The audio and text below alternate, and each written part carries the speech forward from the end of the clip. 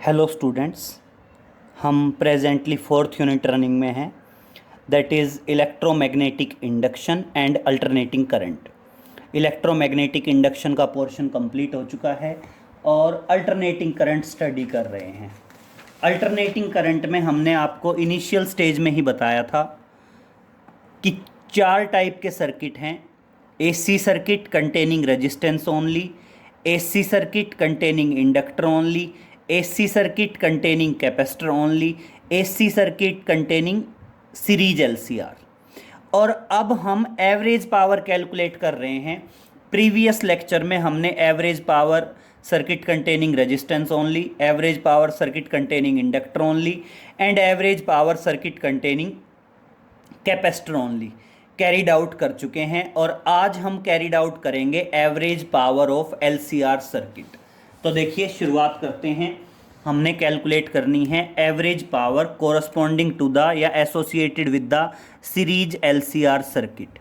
तो देखिए, टॉपिक है calculate average power, that is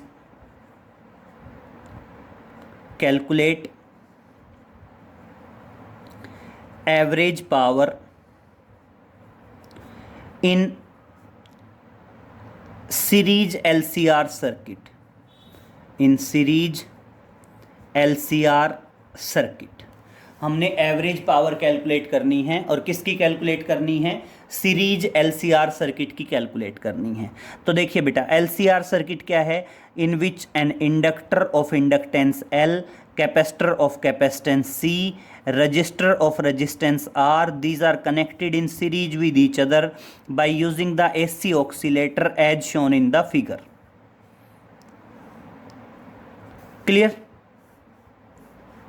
introduction की 3 लाइनें लिखोगे। Consider an inductor of inductance L, capacitor of capacitance C, resistor of resistance R, these are connected in series with each other by using the AC oscillator. And now we have to calculate the average power. Now we have to calculate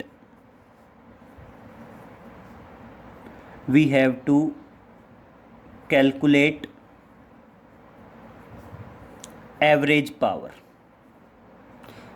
We have to calculate average power. और अब समझिए बेटा, average power basically किसके बराबर होती है? Power होती है rate of doing work, that is dW/dt। और पावर होती है वोल्टेज इनटू करंट। तो वोल्टेज की जगह EMF E यूज़ कर दिया और करंट की जगह I यूज़ कर दिया। क्लियर? तो यहाँ से देखिए, dW किसके बराबर आ जाएगा? E इंटू आई इंटू dt इधर चला जाएगा। अब क्या करेंगे? Integrating both sides, integrating both sides over the full cycle of AC, over full cycle of alternating current। AC की फुल साइकिल पे इंटीग्रेट करेंगे तो वर्क डन तो W आ जाएगा बेटा। और देखना, इंटीग्रेशन 0 से T, क्योंकि एक कंप्लीट साइकिल का टाइम T मान लेते हैं, टाइम पीरियड, और किसके बराबर आएगा? E इंटू आई इंटू dt आ जाएगा। This is the equation 1। ये क्या आएगी? आपकी इक्वेशन 1 आएगी। और अब समझिए बेटा, मैं आपको पिछले भी उस टॉपिक्स में बता चुका हूं कि आपका अल्टरनेटिंग EMF तो आना है सेम सब में, E is equal to E0 sine omega T. और I की वैल्यू बेटा आपने जो डेरिवेशंस में पढ़ी थी कि रेजिस्टेंस वाले सर्किट में डेरिवेशन से I की वैल्यू ये आई थी, जो हमने फेज डिफरेंस वाला डेरिवेशन किया था। इंडक्टर में I की वैल्यू ये आई थी, कैपेसिटर में I की वैल्यू ये आई थी, और LCR सर्किट में I की वैल्यू ये आई थी। तो देखिए, आपके I की वैल्यू क्या आ गई? I is equal to I0 sine omega t, चाहे तो +5 यूज़ कर लो चाहे -5, सेम ही आना है। और बेटा ब्रैकेट खोल दें अब इसको, साइन ए कोस बी, तो देखना क्या आ जाएगा? That is I0 sine A cos B plus cos A sine B. Value हो गई आई की। और अब देखिए दोनों वैल्यूज इक्वेशन 1 में पुटअप करते हैं तो देखिए क्या आएगा। Put these values in equation 1, put these values in equation 1 we get. अगर इन वैल्यूज़ को इक्वेशन 1 में पुटअप करते हैं तो देखिए हमारे पास क्या मिलेगा। इक्वेशन 1 में पुटअप करते हैं तो देखिए work done W is equal to, बेटा इंटीग्रेशन 0 से T, आई की दो पोर्शन है तो ये भी आएगा और डबल इंटीग्रेशन हो जाएगा। तो एक तो बन जाएगा E nought sine omega T, I note sine omega T cos phi, that is E nought sine omega T. और आई की वैल्यू साथ आएगी, आई की ये पूरी वैल्यू रखेंगे तो दोनों ब्रैकेट खुलेंगे तो अलग अलग आ जाएगा, या फिर पहले लिख ही लीजिए, that is I note sine omega T cos phi plus I naught cos omega t sine phi into D t. Into क्या आया, डी टी आया फाइनल। अब देखिए ब्रैकेट खोल रहा हूँ तो क्या आ जाएगा, work done W is equal to, दो सेपरेट इंटीग्रेशन बनेंगे 0 से T। एक इंटीग्रेशन तो आएगा E note I naught, bracket खोल रहा हूँ, sine square omega t, sine square omega T cos phi into D T, plus second integration क्या आएगा आपका, सेकेंड इंटीग्रेशन आएगा सेम 0 से T, E note I note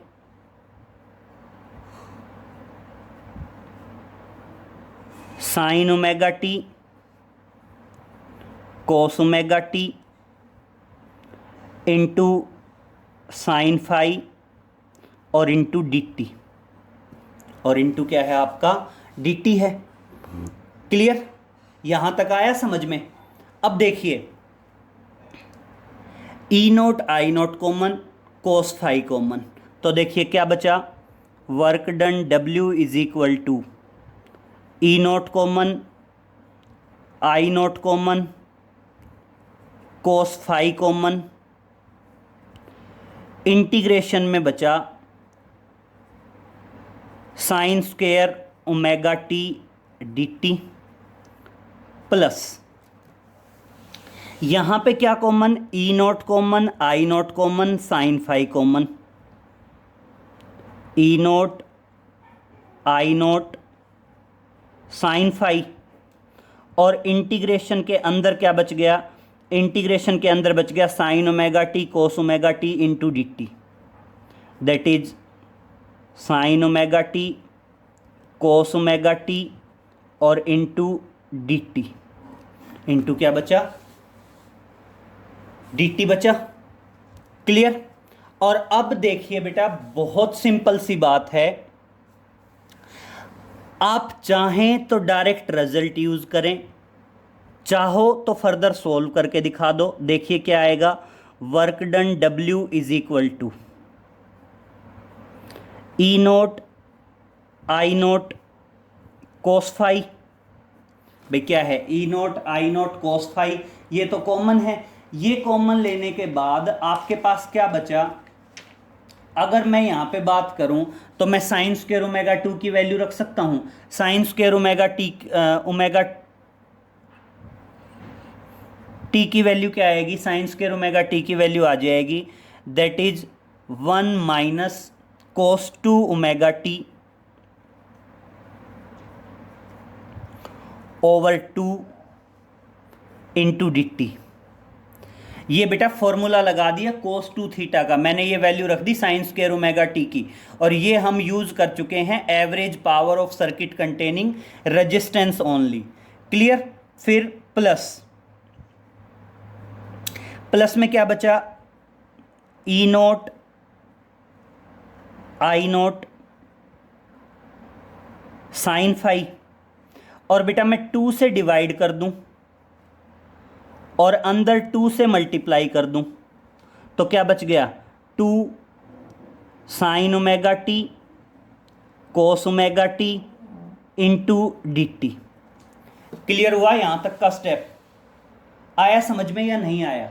अब देखिए बेटा, नेक्स्ट पॉइंट जो है हमारा, नेक्स्ट पॉइंट पे हम कैरिड आउट करेंगे अलग अलग अब इंटीग्रेशन। तो अब देखिए ये यहां तक का स्टेप चला आ रहा है। अब यहां से नेक्स्ट स्टेप में देखिए आप, यहां से नेक्स्ट स्टेप में मैं ये ब्रैकेट खोल रहा हूं तो एक तो 1/2 बाहर आ जाएगा। तो देखिए अब 3 इंटीग्रेशन बनेंगे।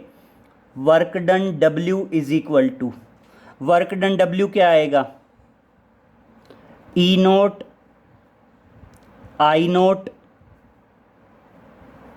कोस फाई अपॉन 2 और इंटीग्रेशन 0 से t इंटू डी टी। ये ब्रैकेट खोल रहा हूँ, 1/2 बाहर ले लिया। दूसरा इंटीग्रेशन क्या बचा, that is minus E note I naught cos phi upon 2 into integration 0 से t cos 2 omega T D T.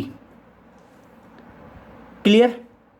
फिर third plus E note I note sine phi upon 2 और इंटीग्रेशन किसका, 0 से t। और बेटा ये फॉर्मूला हो गया 2 sine A cos 2 sine theta cos theta, sine 2 theta का फॉर्मूला हो गया और साइन 2 थीटा की जगह आ गया sine 2 omega T D t. Clear? ये इक्वेशन आई समझ में? और अगर आपने प्रीवियस लेक्चर देखे हैं, average power resistance, average power capacitor, average power inductor, तो वहां पे ये रिजल्ट यूज हुए थे। आप डायरेक्ट बोल सकते हैं, क्योंकि क्या इंटीग्रेशन किसका, इंटीग्रेशन 0 से t cos 2 omega T D t, ये इंटीग्रेशन किसके बराबर है, 0। और दूसरा इंटीग्रेशन 0 से t sine 2 omega T D t, ये भी किसके बराबर है, 0 के बराबर। ये दोनों रिजल्ट आप चाहो तो कैरिड आउट करके दिखा दो और चाहो तो आप डायरेक्ट लिख दो। कैरिड आउट भी करोगे, हमने प्रीवियस लेक्चर्स में कैरिड आउट करके दिखाए हैं तो वहां पे 0 आए हैं, चाहो तो डायरेक्ट लिख दो। और इस तरह से आपका वर्क डन किसके बराबर आ गया, वर्क डन आ गया E note I naught cos phi upon 2 और बेटा डी टी का integration t upper limit minus lower limit t आया, माइनस इसका 0 हो गया तो ऑटोमेटिक 0 और इसका 0 हो गया तो ये भी ऑटोमेटिक 0, तो ये वर्क डन आ गया। और अब आप क्या बताओगे, नाउ एवरेज पावर, और अब आपकी एवरेज पावर क्या होती है, एवरेज पावर होती है वर्क डन अपॉन टाइम, और वर्क डन अपॉन टाइम आएगा तो E note I naught cos phi into T upon 2 है, ये तो वर्क डन की वैल्यू है, और डिवाइडेड बाई टी करेंगे तो टी से टी कैंसिल और क्या बच गया, E note I naught cos phi by 2। और इस तरह से एवरेज पावर क्या आ गई, एवरेज पावर आ गई ई note I naught cos phi, और अपॉन 2 है, अपॉन 2 को मैं अलग अलग लिख दूं, √2 √2। बात तो वही है भाई, √2 है तो मैंने ई नोट के नीचे √2 लिखा, आई नोट के नीचे √2 लिखा। और इस तरह से अगर मैं बात करूं एवरेज पावर, तो आपकी एवरेज पावर आएगी ई नोट बाई √2 क्या आएगा, ई आर एम एस बोल दीजिए या ई वर्चुअल बोल दीजिए। आई नोट बाई √2 क्या आएगा, आई आर एम एस बोल दीजिए या आई वर्चुअल बोल दीजिए, और इनटू क्या आ जाएगा, that is cos phi. And this is the average power of LCR circuit. और ये क्या आई, आपकी एवरेज पावर आ गई, किसकी एवरेज पावर आ गई, एलसीआर सर्किट की एवरेज पावर आ गई। रिपीट कर रहा हूं, इंपॉर्टेंट टॉपिक है, हमने एवरेज पावर कैलकुलेट करनी है, average power of circuit containing series LCR. Series LCR means क्या है, inductor, capacitor and resistance, these are connected in series with each other. तो देखो यहां तक सिंपल था, हमने हर एक में यही यूज किया था। एवरेज पावर क्या होती है बेटा, एवरेज पावर होती है rate of doing work, D W by D T, that is E into I. बेटा डी टी इधर जाएगा, फुल साइकिल एसी पे इंटीग्रेट करेंगे तो एक साइकिल एसी का वर्क डन तो क्या आ जाएगा, डब्ल्यू, और यहाँ ई आई डी टी में इंटीग्रेशन की लिमिट क्या आ जाएगी, 0 से टी। अब समझिए, हम हर एक में बताते आ रहे हैं कि अल्टरनेटिंग ईएमएफ तो आएगा same, E is equal to E naught sine omega t, लेकिन I की वैल्यू बेटा कोरस्पॉन्डिंग यूज होगी। अगर रेजिस्टेंस वाले सर्किट की एवरेज पावर यूज कर रहे हैं तो रेजिस्टेंस की करंट की वैल्यू यूज होगी, कैपेसिटर का एवरेज पावर तो कैपेसिटर की, इंडक्टर की एवरेज पावर तो इंडक्टर का करंट यूज होगा। और यहाँ हम एलसीआर सर्किट की एवरेज पावर निकाल रहे हैं, तो एलसीआर सर्किट का करंट क्या आया था हमारा, I is equal to I naught sine omega t plus या माइनस फाइव, दोनों थे ना, तो चाहे प्लस यूज कर लो चाहे माइनस, सेम आएगा। तो मान लीजिए मैं प्लस यूज करता हूं, मैं ब्रैकेट खोलता हूं, साइन ए प्लस बी का फॉर्मूला क्या आएगा, साइन ए कोस बी, तो क्या आ जाएगा, sine omega T cos phi plus cos A sine B, तो cos omega T into sine phi, I की वैल्यू आ गई। अब मैं सारी वैल्यूज इक्वेशन 1 में पुटअप कर रहा हूं, तो बेटा यहां से आगे थोड़ा सा ये कॉम्प्लिकेटेड कुछ नहीं है, बस हमने वैल्यूज पुटअप की हैं और नॉर्मल मैथमेटिकल स्टेप्स हैं। तो देखिए मैं वैल्यू रखी, मैंने ई की जगह मैंने रख दिया ई नॉट साइन ओमेगा टी, और मैंने आई की जगह ये कंप्लीट वैल्यू रख दी आई की जगह, और साथ में हमारा डी टी तो था ही। अब मैंने ब्रैकेट खोला तो दो इंटीग्रेशन बन गए बेटा, ये इसके साथ आ गया, that is E naught I naught sine omega t, sign omega T क्या हुआ, sign square omega T cos five था, और ये साथ में डी टी था, तो एक इंटीग्रेशन तो ये बन गया। अब ये इसके साथ होगा, दूसरा इंटीग्रेशन क्या बनेगा, E note I note sine omega T cos omega T into sine phi, और डी टी तो था ही था। क्लियर। फिर अब दो इंटीग्रेशन है, तो अब यहां समझिए बेटा, इंटीग्रेशन टी के रेस्पेक्ट में कर रहे हैं, टाइम के कोरस्पॉन्डिंग में कर रहे हैं, तो बाकी चीजें कांस्टेंट, तो देखिए E naught constant, I naught constant, cos phi constant, ये तीनों बाहर आ गए, अंदर क्या बच गया, sine square omega T D T. यहाँ पे E naught constant, I naught constant, sine phi constant, तो देखना क्या आया, E naught I naught sine phi, integration के अंदर क्या बच गया, sine omega T cos omega T into D T. अब इससे आगे का जो पॉइंट है वो देखिए बेटा, मैंने साइन स्क्वायर ओमेगा टी की वैल्यू रखी, और साइन स्क्वायर ओमेगा टी की वैल्यू कहां से रखी, कोस टू थीटा के फॉर्मूले से। तो कोस टू थीटा के फॉर्मूले से जब मैं वैल्यू रखूंगा तो आपका कोस टू थीटा किसके बराबर होता है, 1 माइनस 2 साइन स्क्वायर थीटा के बराबर होता है। तो यहां से देखिए sine square omega t automatic किसके बराबर आ गया, 1 minus cos two omega t by t. अगर ध्यान हो तो यही वैल्यू हमने साइन स्क्वायर ओमेगा टी की यूज की थी average power of circuit containing resistance only, और इसमें कुछ नहीं किया, मैंने जस्ट 2 से डिवाइड किया, 2 से मल्टीप्लाई किया। क्लियर, ये यहां तक का स्टेप क्लियर। अब देखिए बेटा, मैं यहां पे ब्रैकेट खोल रहा हूं तो इंटीग्रेशन के 3 स्टेप होंगे, मैंने 2 यहाँ 1/2 यहाँ ले लिया, तो क्या आ गया, E naught I naught cos phi over 2, और ब्रैकेट खोला तो 1 D T.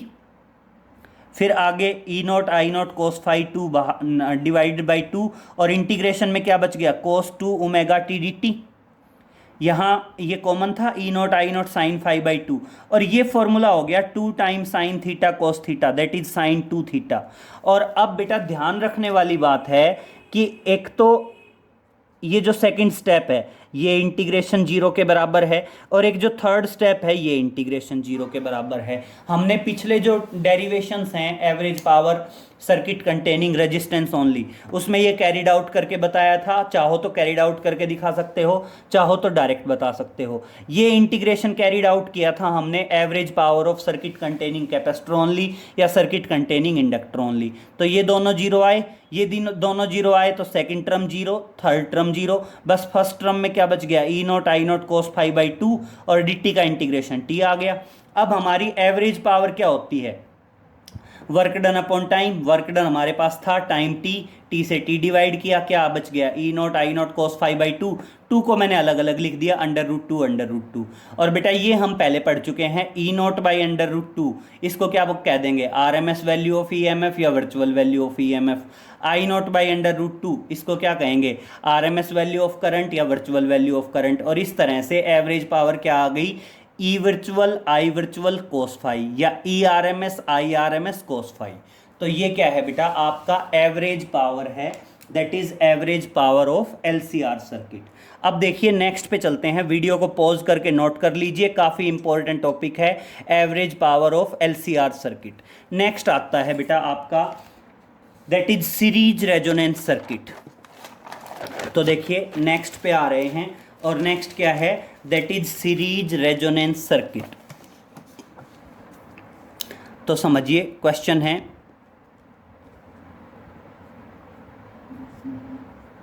Explain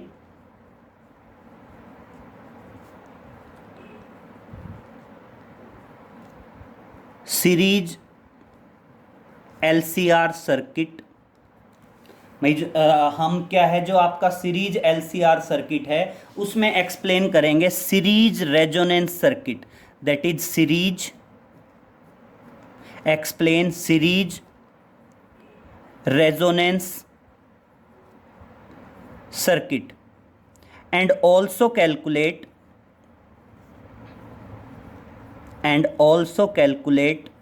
resonance frequency and also calculate resonance frequency।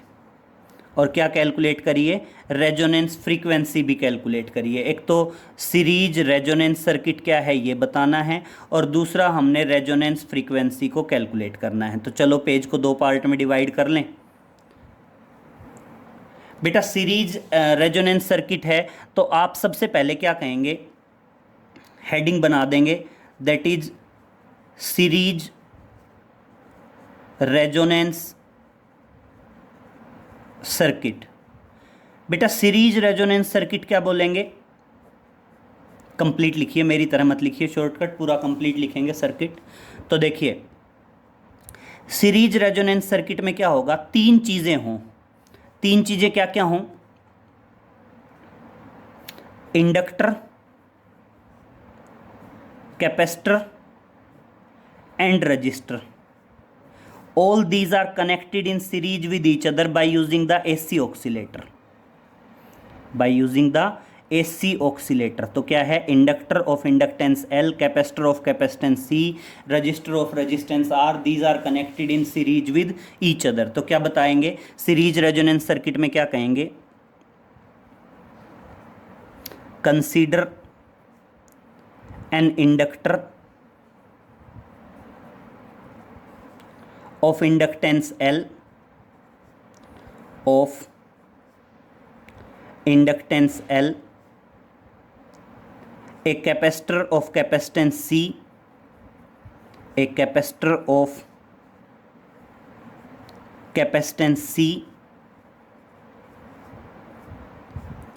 and a resistance and a resistor of resistance R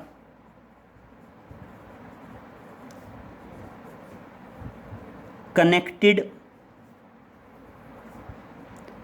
in series with each other, connected in series with each other by using AC oscillator, by using AC oscillator। Clear.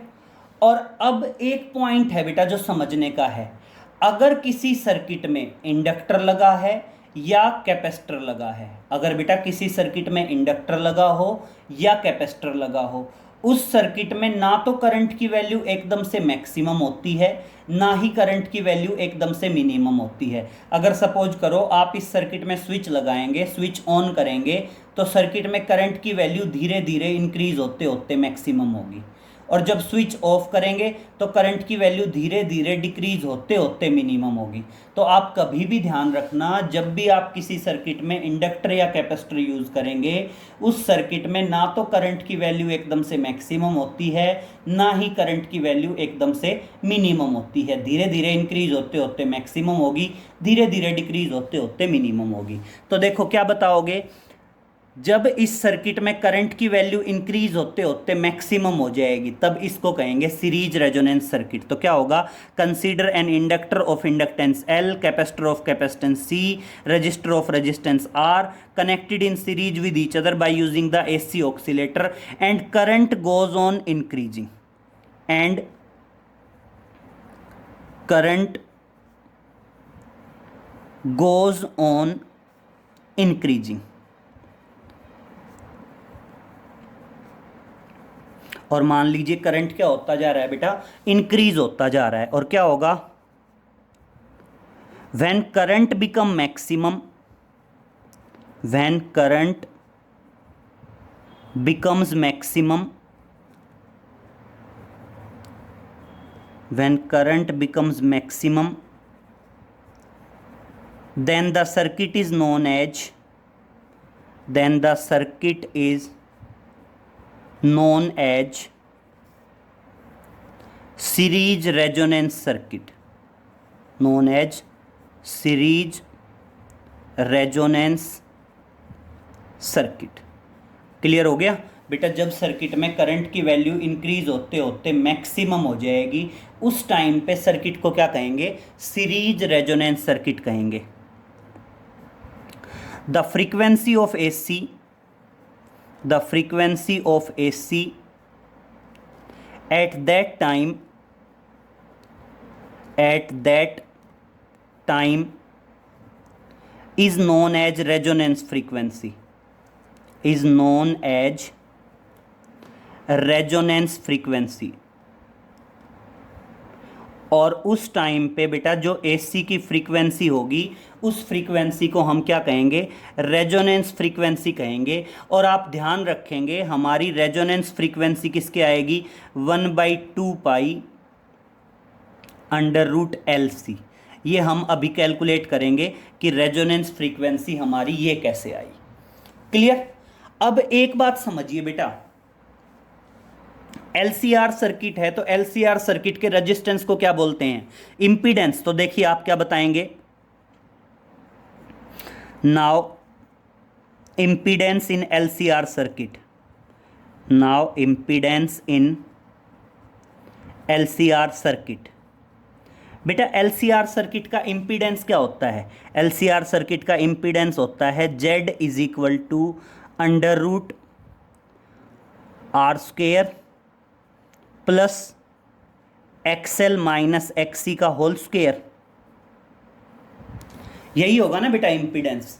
अब एक बात बताओ, किसी भी circuit में अगर current ने maximum होना है, करंट कब मैक्सिमम होगा, जब आपका रेजिस्टेंस या इंपीडेंस क्या होगा, मिनिमम। तो देखिए आप क्या बताएंगे, now in series resonance circuit, now in series resonance circuit current is maximum. Current क्या है, मैक्सिमम है। और करंट कब मैक्सिमम होगा, when impedance is minimum. Current क्या है आपका, मैक्सिमम है। कब मैक्सिमम है, जब आपका इंपीडेंस क्या होगा, मिनिमम होगा। भाई सिंपल सी बात है, किसी भी सर्किट में करंट कब मैक्सिमम होता है, जब उस सर्किट का रेजिस्टेंस क्या हो, मिनिमम। और एलसीआर सर्किट का जो रेजिस्टेंस है उसको क्या बोलते हैं, इंपीडेंस, और जेड से डिनोट करते हैं। तो देखिए करंट मैक्सिमम होगा जब इंपीडेंस क्या होगा, मिनिमम। और बेटा इंपीडेंस जो है वो मिनिमम कब हो सकता है, जब आपका एक्सएल और एक्सी दोनों बराबर हो जाएं। तो क्या होगा, इंपीडेंस मिनिमम होगा। और कब होगा impedance minimum, when XL is equal to XC. और इसको क्या कहते हैं, दैट इज रेजोनेंस कंडीशन। इसको क्या कहा जाता है? That is resonance condition. कई बार पूछ लिया जाता है what is the resonance condition. तो रेजोनेंस कंडीशन क्या बताएंगे? जब XL is equal to XC होगा, कैपेसिटिव रिएक्टेंस इंडक्टिव रिएक्टेंस के बराबर होगा, तो उस टाइम पे आपका सीरीज रेजोनेंस सर्किट होगा। और इम्पीडेंस जो मिनिमम है वो किसके बराबर होगा? इम्पीडेंस मिनिमम बराबर होगा R के। क्लियर? और XL XC के बराबर है, तो XL किसके बराबर था? Omega L। XC किसके बराबर था? 1/ωc। और इस तरह से ओमेगा स्क्वायर किसके बराबर आएगा? 1/LC। और इस तरह से ओमेगा किसके बराबर आ जाएगा? 1/√LC के बराबर आ जाएगा। तो ये तो क्या है बेटा? एंगुलर फ्रीक्वेंसी है। और आप चाहें तो ओमेगा की वैल्यू क्या होती है? 2π न्यू। और किसके बराबर है? 1/√LC। और इस तरह से फ्रीक्वेंसी न्यू किसके बराबर आ जाएगी? 1/2π√LC। And that is the series resonance frequency, या इसको क्या बोल देते हैं? That is known as the resonance frequency. और इसको क्या कह दिया जाता है? रेजोनेंस फ्रीक्वेंसी कह दिया जाता है। क्लियर? तो इस तरह से ये हमारा दूसरा टॉपिक है, that is series resonance circuit. भाई वो कहता है सीरीज रेजोनेंस सर्किट क्या है वो कैलकुलेट करो, रेजोनेंस सीरीज रेजोनेंस सर्किट क्या है वो बताइए, रेजोनेंस फ्रीक्वेंसी कैलकुलेट करिए और रेजोनेंस की कंडीशन भी बताइए। तो सबसे पहले और सबसे इम्पोर्टेंट पॉइंट है, हमें पता होना चाहिए अगर किसी सर्किट में कॉइल हो, मतलब coil in the sense inductor या कैपेसिटर या दोनों के दोनों हो, उस सर्किट में ना तो कभी भी करंट की वैल्यू एकदम से इंस्टेंटेनियसली मैक्सिमम होगी और ना ही एकदम से मिनिमम होगी। अगर किसी सर्किट में इंडक्टर या कैपेसिटर लगे हों, उस सर्किट में अगर हम स्विच को ऑन करेंगे तो करंट की वैल्यू धीरे धीरे इंक्रीज होते होते मैक्सिमम वैल्यू अचीव करेगी। स्विच ऑफ करेंगे तो करंट की वैल्यू धीरे धीरे डिक्रीज होते होते क्या होगी? मिनिमम होगी। तो सीरीज रेजोनेंस सर्किट क्या है बेटा? सीरीज रेजोनेंस सर्किट है इंडक्टर, कैपेसिटर और रेजिस्टेंस तीनों एक दूसरे के सीरीज में कनेक्ट हों bye using the AC oscillator. तो AC ऑक्सीलेटर से कनेक्टेड हैं तो सर्किट में करंट की वैल्यू धीरे धीरे इंक्रीज होगी। बेटा जब इंक्रीज होते होते मैक्सिमम हो जाएगी, जब आपका करंट मैक्सिमम होगा, उस टाइम पे आपका जो सर्किट होगा उस सर्किट को क्या कहा जाएगा? That is series resonance circuit. Clear? जब आपके LCR सर्किट में करंट की वैल्यू मैक्सिमम होगी, उस टाइम पे उस सर्किट को क्या कहेंगे? सीरीज रेजोनेंस सर्किट कहेंगे। और उस टाइम पे जो AC की फ्रीक्वेंसी होगी उसको क्या कहेंगे बेटा? रेजोनेंस फ्रीक्वेंसी कहेंगे। और रेजोनेंस फ्रीक्वेंसी किसके बराबर आएगी? 1/2π√LC। L is the inductance of the inductor, C is the capacitance of the capacitor। अब वो कहता है ये कैलकुलेट कैसे करेंगे? अब समझिए, हमने पहले प्रीवियस लेक्चर में बताया है कि जो LCR सर्किट है, LCR सर्किट का जो अफेक्टिव रेजिस्टेंस है उसको इम्पीडेंस कहा जाता है। और इम्पीडेंस किसके बराबर होता है? Z is equal to √R² plus XL minus XC का होल स्क्वायर। क्लियर? ये आपका क्या है बेटा? इम्पीडेंस है। और मेरी बात बहुत ध्यान से सुन लीजिए, किसी भी सर्किट में करंट कब मैक्सिमम होगा? जब उस सर्किट का रेजिस्टेंस मिनिमम हो। और यहाँ रेजिस्टेंस की जगह क्या है? इम्पीडेंस। तो आप क्या बताएंगे? सर्किट में करंट कब मैक्सिमम होगा? जब इसका इम्पीडेंस क्या होगा? मिनिमम। तो देखिए, अब सीरीज रेजोनेंस सर्किट में करंट क्या होता है? मैक्सिमम। करंट मैक्सिमम होता है तो इम्पीडेंस क्या होना चाहिए? मिनिमम।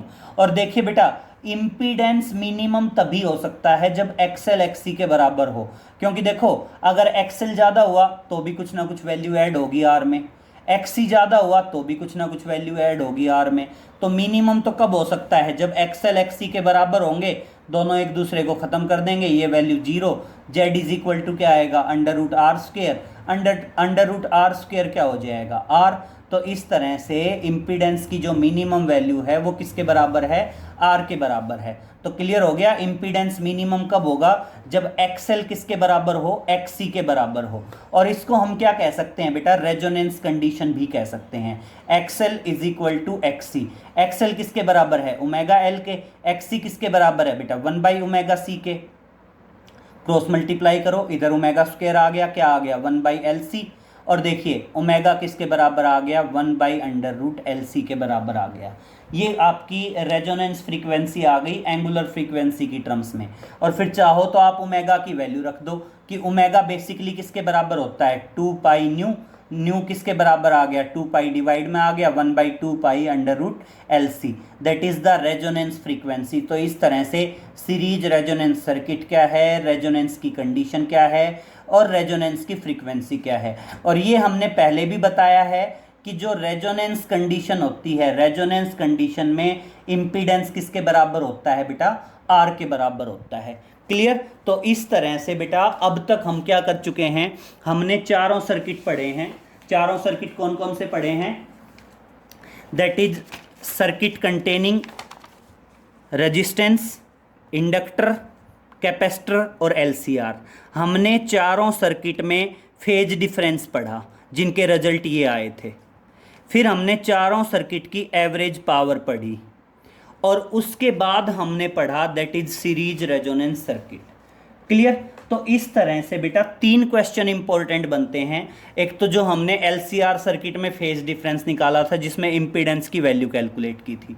दूसरा जो आज एवरेज पावर पढ़ी एलसीआर सर्किट की वो। और तीसरा आ गया ये आपका सीरीज रेजोनेंस सर्किट।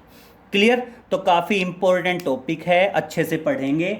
और आगे कुछ लेक्चर्स में बेटा बस कंक्लूड करेंगे अब आपके 4th यूनिट को, electromagnetic induction and alternating current को।